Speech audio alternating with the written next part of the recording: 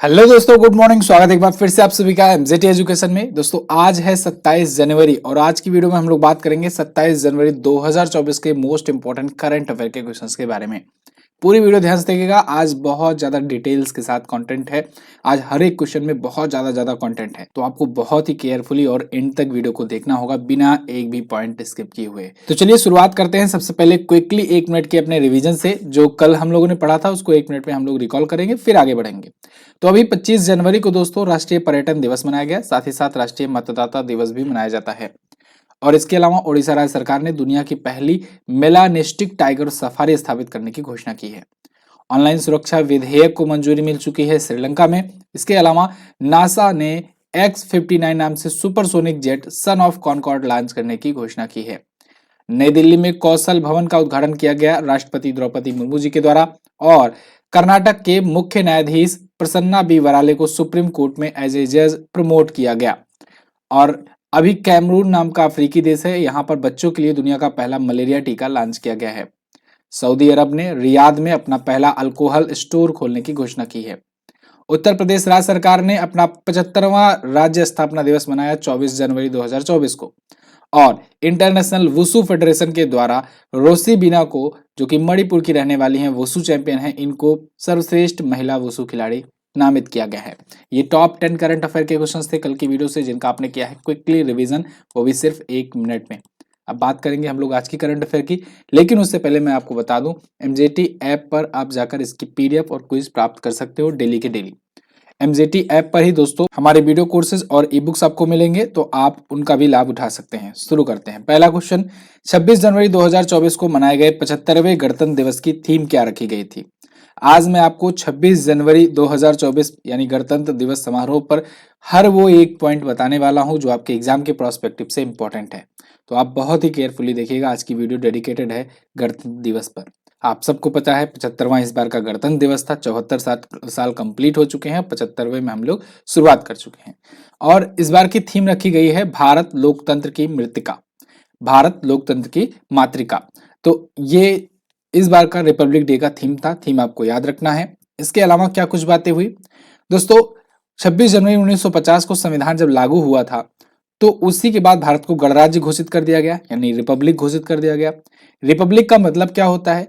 इसका मतलब होता है कि जो सर्वश्रेष्ठ पद पर बैठता है व्यक्ति, वो भी आम जनता द्वारा चुन करके आता है। मतलब कि वो भी पब्लिक का ही एक समझ लो सर्वेंट होता है, और इस टाइप से पब्लिक का ही रिप्रेजेंटेटिव होता है। तो गणतंत्र है भारत। भारत में राजतंत्र नहीं है, कोई पीढ़ीवाद नहीं है, ठीक है। तो 1950 को जब अपना संविधान लागू कर दिया गया, तब भारत को गणराज्य घोषित किया गया, और उसी की वर्षगांठ को हम लोग मनाते हैं 26 जनवरी को हर एक साल। इस दिन क्या होता है? इस दिन भारत के राष्ट्रपति तिरंगा फहराते हैं। अब यहां पर लोगों को कंफ्यूजन होती है, ध्यान रखिएगा। 15 अगस्त के दिन, 15 अगस्त के दिन प्रधानमंत्री प्रधानमंत्री 15 अगस्त के दिन प्रधानमंत्री, और यहाँ 26 जनवरी के दिन भारत के राष्ट्रपति। ये 2 पॉइंट, 2 अंतर। दूसरा चीज, भारत के राष्ट्रपति तिरंगा फहराते हैं, जबकि प्रधानमंत्री क्या करते हैं? ये ध्वजारोहण करते हैं। क्या करते हैं? ध्वजारोहण करते हैं। ध्यान से सुनना, एक एक चीज मैं बिल्कुल आसान भाषा में आपको बताने वाला हूं। ध्वजारोहण इसलिए किया जाता है क्योंकि 15 अगस्त को क्या हुआ था? 1947 में पहली बार आजादी मिली थी। तो जब पहली बार भारत स्वतंत्र हुआ था, तब क्या किया गया था कि ब्रिटिश का झंडा उतारा गया था, अपना झंडा चढ़ाया गया था। तो ध्वजारोहण मतलब कि ध्वज को रोहण करना यानी चढ़ाना। तो अपना तिरंगा चढ़ा था ऊपर। तो जब चढ़ा था यानी ध्वजारोहण किया गया था 1947 को, इसीलिए क्या होता है कि ध्वजारोहण किया जाता है। और किसने किया था? प्रधानमंत्री ने। तो प्रथम प्रधानमंत्री जवाहरलाल नेहरू जी ने किया था ऐसा, तो वो ध्वजारोहण होता है इसीलिए। और वो लाल किले पर होता है ध्वजारोहण 15 अगस्त को, इसीलिए आपको ध्यान रखना है प्रधानमंत्री ध्वजारोहण करते हैं। और वही कब? स्वतंत्रता दिवस के दिन। लेकिन 26 जनवरी 1950 को क्या हुआ था? क्योंकि दोस्तों अपना भारत तो स्वतंत्र था, बस संविधान बनाना था, गणतंत्र घोषित करना था। तो जब संविधान बन करके तैयार हुआ 1950 में, तो भारत गणराज्य हो गया। तो इस टाइम पर ध्वज तो अपना ही था, लेकिन ध्वज को फहराना था। तो इस टाइम पर तिरंगा फहराया जाता है, ठीक है ना। तो राष्ट्रपति तिरंगा फहराते हैं, जबकि प्रधानमंत्री ध्वज का रोहण करते हैं। 15 अगस्त को ध्वजारोहण होगा और 26 जनवरी को तिरंगा फहराया जाएगा। ये बात ध्यान रखना, बेसिक अंतर है, इसको याद रखना। अच्छा, राजपथ जो होती है, जहां पर परेड होती है, उसका नाम अब बदल दिया गया है। इसका नाम पिछले साल बदला गया और अब कर्तव्य पथ कर दिया गया है। तो ये अब नया नाम है कर्तव्य पथ, ये भी ध्यान रखना। 2024 के गणतंत्र दिवस के मुख्य अतिथि इमैनुअल मैक्रॉन हैं, और जो कि फ्रांस के राष्ट्रपति हैं। ये मुख्य अतिथि के रूप में आए थे। अभी इनके बारे में भी आगे हम लोग चर्चा करेंगे। इतना क्लियर है, आगे बढ़ते हैं। ये रहे जनवरी के अभी तक आए हुए महत्वपूर्ण दिवस। कल हम लोगों ने रिवीजन किया था, तो आज हम लोग आगे बढ़ेंगे।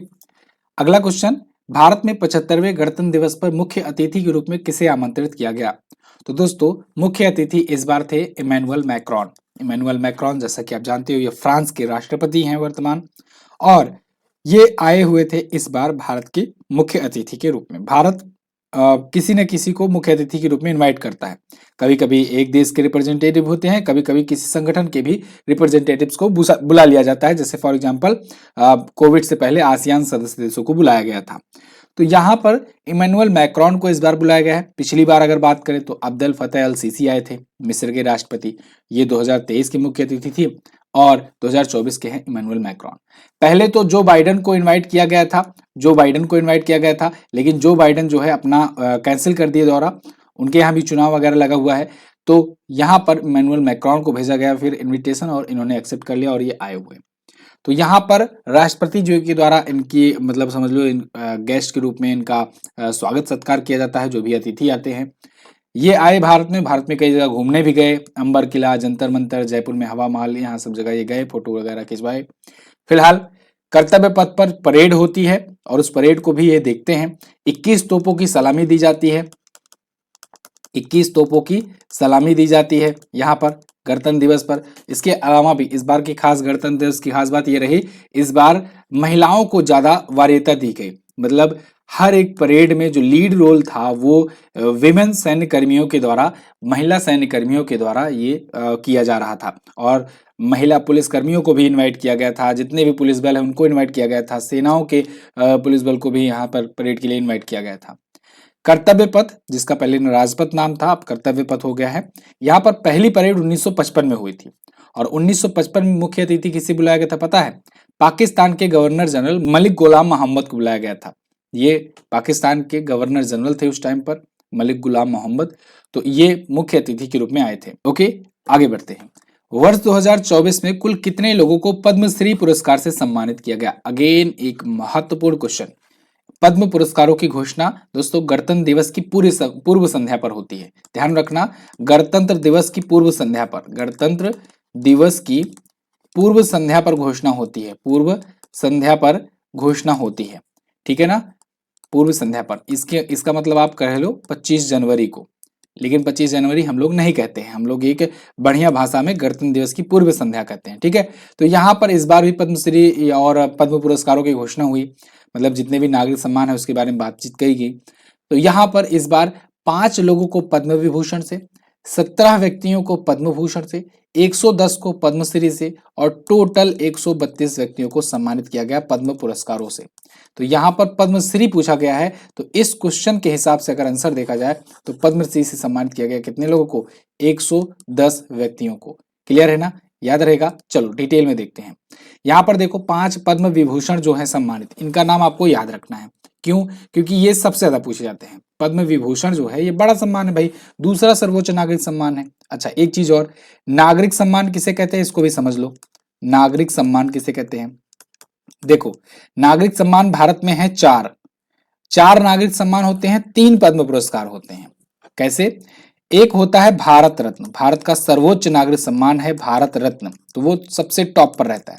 इसके बाद नंबर आता है पद्म पुरस्कारों का, जिसमें पद्म विभूषण होता है, उसके बाद होता है पद्म भूषण, और चौथे नंबर पर होता है पद्मश्री।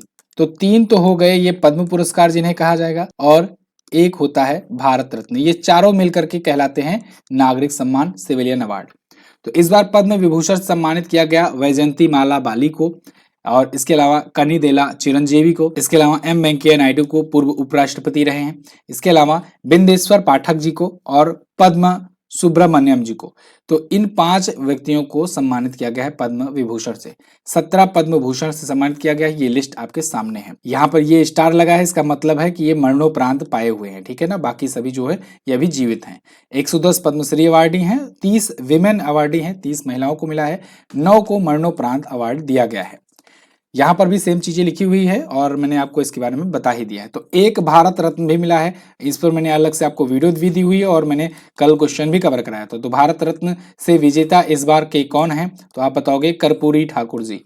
कर्पूरी ठाकुर, कर्पूरी ठाकुर जी जो है ये बिहार के 2 बार के पूर्व मुख्यमंत्री रह चुके थे, तो इनको मिलेगा। और इनको भी मिला है मरणोपरांत, मरणोपरांत इनको मिला है, ठीक है ना। तो अभी देखो ये घोषणा की गई है, आगे मार्च अप्रैल में जब सही टाइम देखा जाता है खाली टाइम, तो बुला करके अवार्ड दे दिया जाता है, क्योंकि लंबा प्रोसेस होता है, एक लंबा समारोह होता है। अगला, 75वें गणतंत्र दिवस पर डीआरडीओ ने किस विषय को प्रदर्शित किया। तो दोस्तों 75वें गणतंत्र दिवस के अवसर पर डीआरडीओ ने भी अपना पूरा दमखम दिखाया और इस बार का डीआरडीओ जो है वो नारी शक्ति और स्वदेशी प्रौद्योगिकी पर ज्यादा फोकस्ड करके अपना प्रदर्शन किया है। नारी शक्ति और स्वदेशी प्रौद्योगिकी बोले तो इंडिजीनियस टेक्नोलॉजी, भारत का स्वदेशी जो भी चीज है उसको इन्होंने प्रदर्शित किया। जैसा कि आपको पता है गणतंत्र दिवस का जो भारत पर्व चलता है, भारत पर्व चलता है, ये कब से कब तक चलता है, 23 जनवरी से लेकर के 31 जनवरी तक चलता है। इस दौरान भारत पर्व के दौरान अलग अलग राज्यों के द्वारा झांकियां निकाली जाती हैं। इस बार की झांकी दोस्तों उत्तर प्रदेश की अगर मैं बात करूं, यूपी से मैं हूं तो यूपी की अगर मैं बात करूं तो उत्तर प्रदेश से रामलला की यहाँ पर निकाली गई है झांकी। और मेट्रो भी है, यूपी मेट्रो भी है, उसमें काफी खूबसूरत झांकी थी और हो सकता है वही जीते, क्योंकि हर बार एक विजेता घोषित किया जाता है। पिछली बार उत्तराखंड का मानस खंड जो है थीम पर आधारित विजेता था। इस बार देखो आपको क्या लगता है कौन जीतेगा इस बार। फिलहाल यहाँ पर अगर डीआरडीओ की बात करें तो इस बार इसकी थीम थी women power in protecting the nation in all 5 dimension. सभी 5 दिशाओं में देश को प्रोटेक्ट करना और उसको प्रोटेक्ट करने में विमेन पावर का कितना अहम रोल होता है, ये डीआरडीओ ने दर्शाया। डीआरडीओ की यानी कि defence research and development organisation, headquarter इसका नई दिल्ली में है, स्थापना 1958 में हुई थी। समीर वी कामत जी इसके वर्तमान में है अध्यक्ष। अगला क्वेश्चन है, हाल ही में आईसीसी महिला one day cricketer of the year का अवार्ड किसने जीता। तो दोस्तों आईसीसी अवार्ड्स की घोषणा हो चुकी है और आईसीसी महिला one day cricketer of the year का अवार्ड इस बार जीता है नेट साइवर ने। नेट साइवर ये इंग्लैंड की विमेन क्रिकेटर हैं और इनको इस बार का मिला है हो फ्लिंट ट्रॉफी। हो फ्लिंट ट्रॉफी जो होता है, रसेल हे हो फ्लिंट ट्रॉफी, ये आईसीसी के महिला क्रिकेटर ऑफ द ईयर के लिए दिया जाता है। तो इस बार नेट साइवर ब्रंट को दिया गया है जो कि इंग्लैंड की रहने वाली है। आईसीसी महिला one day cricketer of the year Chamari Athapaththu को दिया गया है और आईसीसी पुरुष टी20 cricketer of the year Surya Kumar Yadav को दिया गया है। आईसीसी महिला टी20 cricketer of the year Matthews को चुना गया है, वेस्टइंडीज की हैं। ICC umpire of the year के लिए डेविड सेफर्ड ट्रॉफी दी जाती है। ध्यान रहे ये 2 ट्रॉफियों का नाम भी आप याद रखेंगे, रसेल हेहो फ्लिंट ट्रॉफी और David shepherd trophy. David shepherd trophy मिला है रिचर्ड इलिंगवर्थ को, ठीक है। एक चीज और, अभी मैंने कल या परसों की वीडियो में आपको बताया था आईसीसी ने one day team of the year घोषित किया था। वैसे इसने टी20 और टेस्ट की टीम ऑफ द ईयर भी घोषित किया है, लेकिन वनडे वाले में रोहित शर्मा को कैप्टन बनाया गया है। रोहित शर्मा भारत के खिलाड़ी हैं, भारत के कैप्टन हैं, तो रोहित शर्मा को कैप्टन बनाया गया है आईसीसी के द्वारा। आईसीसी की अगर बात करें तो आईसीसी की स्थापना 1909 में हुई थी। इसका हेडक्वार्टर दुबई में है और ग्रेग बार्कले इसके अध्यक्ष हैं। कौन है? ग्रेग बार्कले इसके वर्तमान में अध्यक्ष हैं। आगे बढ़ते हैं। अच्छा, एक और जरूरी बात देखो दोस्तों, ये जो गणतंत्र दिवस का ऑफर था ये 1 दिन के लिए एक्सटेंड किया गया है, इसलिए क्योंकि बहुत सारे लोगों को कंफ्यूजन थी, वो लोग कोर्स को अवेल नहीं कर पा रहे थे। देखो अगर आपको कोई भी दिक्कत आती है ना तो आप इस नंबर पर व्हाट्सएप किया करो 7235939467, ठीक है ना। तो यहाँ पर आपको व्हाट्सएप करना है किसी भी क्वेरी के लिए। और हाँ, जो अभी सीजीएल का जो बैच है, सीजीएल का या कहे एसएससी कॉम्बो बैच जो लाया गया है, ये बैच अभी शो नहीं कर रहा था लेकिन आज शो कर दिया गया है, तो अब आप इसमें भी एडमिशन ले पाओगे। 399 में हुआ है अभी के लिए, इस ऑफर का फायदा उठाइए। और एसएससी कॉम्बो बैच के तहत क्या होगा कि इसमें आप एसएससी के सभी एग्जाम जैसे कि एसएससी सीएचएसएल, सीजीएल, एमटीएस, सीपीओएसआई सब कवर कर सकते हो एक ही बैच में, ठीक है, एसएससी कॉम्बो बैच में। क्योंकि एसएससी का पैटर्न लगभग सेम होता है, मैं आपको उस लेवल का पढ़ा दूंगा कि आप तीनों लेवल का, तीनों एग्जाम, चारों एग्जाम एसएससी के कवर कर पाओगे, ठीक है जी। तो आप इसको ज्वाइन कर सकते हो। इसके अलावा बाकी जीएस सफलता जिनको ज्वाइन करना है वो ज्वाइन कर सकते हैं, जिनको यूपीएससी से लेना है वो ज्वाइन कर सकते हैं। सब कुछ एमजेटी ऐप पर मिलेगा। कूपन कोड आजादी 80 यूज करना है 80% का डिस्काउंट पाने के लिए। तो आप जो है इसका जरूर फायदा उठाइए। अगला क्वेश्चन, हाल ही में राष्ट्रपति ने कितने व्यक्तियों के लिए जीवन रक्षा पदक पुरस्कारों की घोषणा की है? तो दोस्तों, राष्ट्रपति द्रौपदी मुर्मू जी ने इस बार 31 विजेताओं को घोषित किया है जीवन रक्षा पदक पुरस्कारों के। ये जो जीवन रक्षा पदक पुरस्कार है, ये आपको नया लग रहा होगा। तो यहाँ पर जीवन रक्षक पदक श्रृंखला की घोषणा की गई है, 31 व्यक्तियों को सम्मानित किया गया है। ये जो पदक दिए जाते हैं, मेडल दिए जाते हैं, ये अगर कोई व्यक्ति जान बचाता है किसी और की, या कोई मानवीय कोई प्राकृतिक घटना में मदद करता है, सराहनीय कार्य करता है, तो उसके लिए दिया जाता है। तो जीवन के जुड़े सभी क्षेत्रों के लिए इन व्यक्तियों को पुरस्कार दिया जाता है। ये भी 3 कैटेगरी में दिया जाता है। इसमें सर्वोत्तम जीवन रक्षा पदक 2024 के लिए दिया गया 3 व्यक्तियों को, उत्तम जीवन रक्षा पदक 7 व्यक्तियों को, और जीवन रक्षा पदक दिया गया 21 व्यक्तियों को। तो ये 21 7 हो जाएगा आपका 28 3 31, टोटल 31 व्यक्तियों को यहाँ पर सम्मानित किया गया है। अगला है, गणतंत्र दिवस 2024 की पूर्व संध्या पर कुल कितने कर्मियों को वीरता सेवा पदक से सम्मानित किया गया? तो दोस्तों, गणतंत्र दिवस की पूर्व संध्या पर वीरता पुरस्कार या कहे सेवा मेडल्स की भी घोषणा की जाती है, और इस बार 1132 ऐसे वीरता और सेवा पदक की घोषणाएं की गई हैं। यहाँ पर राष्ट्रपति द्रौपदी मुर्मू जी इसकी भी घोषणा करती हैं। तो अब इसमें पूरी लिस्ट तो मैं आपको नहीं दिखा सकता हूँ, और ना ही पूरी लिस्ट आपको याद करना है। यहाँ पर मेन जो चीजें हैं वो मैं आपको बता दूंगा। जैसे इसमें पुलिस, अग्निशमन सेवा, होमगार्ड, नागरिक सुरक्षा, सभी प्रकार के कर्मी इसमें शामिल होते हैं। जितने भी समझ लो पुलिसिंग के लिए या सेना के लिए या इन सब के लिए जो काम करते हैं, उन सब के लिए ये अवार्ड होता है। तो वीरता के लिए राष्ट्रपति पदक से सम्मानित किया गया 2 इस बार पुलिसकर्मियों को या सुरक्षा कर्मियों को कहे। 275 को वीरता पदक से सम्मानित किया गया है। विशेष सेवा के लिए राष्ट्रपति पदक मिला है 102 को, और सराहनीय सेवा पदक मिला है 753 को। टोटल 1132 कर्मियों को सम्मानित किया गया है।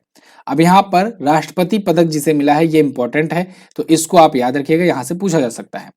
इसमें एसएसबी के सीमा सुरक्षा बल के 2 हेड कांस्टेबल थे, स्वर्गीय सांवला राम बिश्नोई और स्वर्गीय शिशुपाल सिंह। इनको मरणोपरांत राष्ट्रपति वीरता पदक मिला है, तो इनका नाम इंपॉर्टेंट है, इनका नाम आप याद रखेंगे। अगला, आरबीआई के द्वारा जारी 2022-23 की पंचायती राज संस्थाओं की वित्त रिपोर्ट में शीर्ष पर कौन सा राज्य है? आरबीआई यानी रिजर्व बैंक ऑफ इंडिया, इसने अभी 2022-23 के लिए पंचायती राज संस्थाओं की एक वित्तीय रिपोर्ट जारी की है, और इसमें टॉप पर है पश्चिम बंगाल, वेस्ट बंगाल। यहाँ पर आरबीआई ने ये बताया है कि पंचायती राज में, या कि कहें कि किन किन राज्यों के कितने पंचायतों में कितने पैसे खर्च किए जा रहे हैं ऑन एन एवरेज। तो आरबीआई ने ये रिपोर्ट डिटेल जो है ये जारी की हुई है, और 24 जनवरी 2024 को। इसमें बताया है कि पश्चिम बंगाल ये अपने एक पंचायत पर सबसे ज्यादा 25.14 लाख रुपए खर्च कर रहा है आज के टाइम, और सबसे कम गुजरात में खर्च हो रहे हैं, एक पंचायत को लेकर महज 3.34 लाख रुपए खर्च हो रहे हैं। अब ये खर्च तो कर रहे हैं राज्य सरकार, इनको मिलता भी है, इसके लिए आवंटित भी किया जाता है। तो जो आवंटन किया गया है वो क्या रहा है? जैसे इनको ये बताया गया है कि वित्तीय वर्ष 2022-23 में पश्चिम बंगाल को सबसे ज्यादा 57.24 लाख रुपए मिले, बिहार को 38.94 लाख रुपए मिले, हिमाचल प्रदेश को 24.53 लाख रुपए मिले। तो ये जो है ये मिले हुए पैसे हैं, और यहाँ पर खर्च करने मामले की रिपोर्ट आई है। आरबीआई ने ये रिपोर्ट जारी की है, ये बात ध्यान रखना। आरबीआई के वर्तमान और 25वें गवर्नर हैं शक्तिकांत दास। अगला, किस देश में पहली बार नाइट्रोजन गैस से मौत की सजा सुनाई गई? ये भी एक इंपॉर्टेंट क्वेश्चन है दोस्तों। अमेरिका में पहली बार नाइट्रोजन गैस से मौत की सजा सुनाई गई है। मतलब इसका क्या हुआ? क्या किसी ने नाइट्रोजन गैस का यूज करके मर्डर किया है? नहीं, यहाँ पर मौत की सजा की बात हो रही है।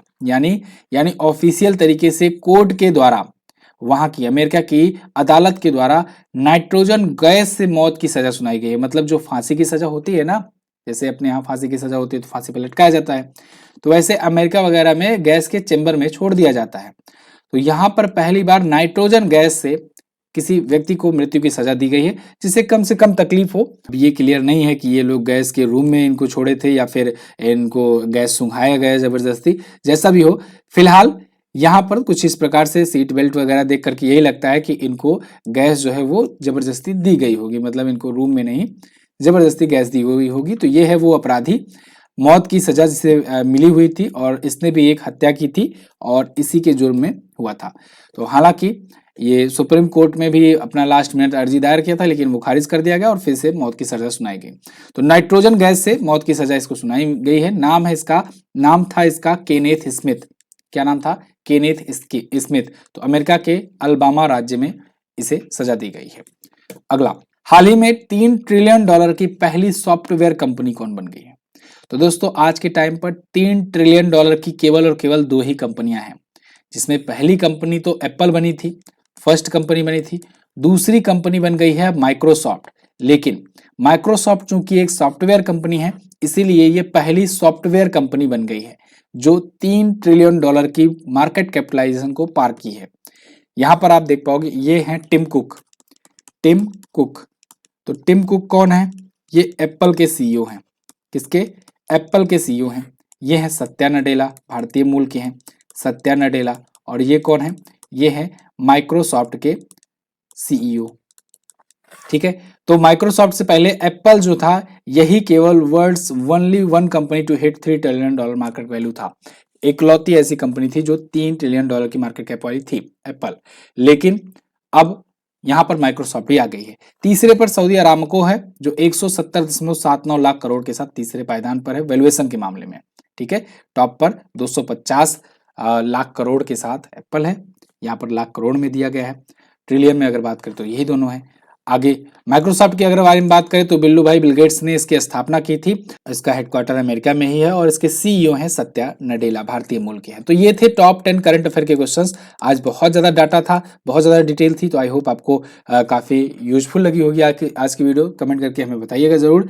और हाँ, ऑफर का जरूर फायदा उठाइए। बहुत ज्यादा हैवी प्राइस ड्रॉप हुआ है हमारे कोर्सेज पर, तो आजादी 80 कूपन कोड यूज कीजिए जिससे आपको ये फायदा मिले। कहां पर मिलेगा? MZT ऐप पर। तो MZT ऐप जरूर डाउनलोड करें। किसी भी सहायता के लिए व्हाट्सएप करें।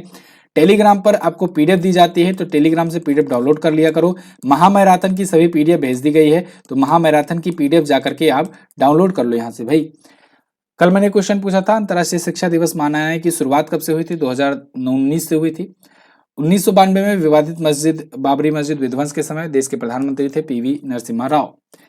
आज का क्वेश्चन आपसे है, भारत के चुनाव आयोग की स्थापना कब की गई थी? इसके अलावा सुप्रीम कोर्ट के न्यायाधीश की नियुक्ति कौन करता है? दोनों क्वेश्चंस के बारे में जो भी पता हो डिटेल में जरूर आंसर करना। बहुत ही आसान है, दोनों के बारे में आप आंसर कर भी ले जाओगे। और बस फिलहाल इतना ही रखते हैं वीडियो में। मिलेंगे अगली वीडियो में, तब तक के लिए नमस्कार, जय हिंद, वंदे मातरम।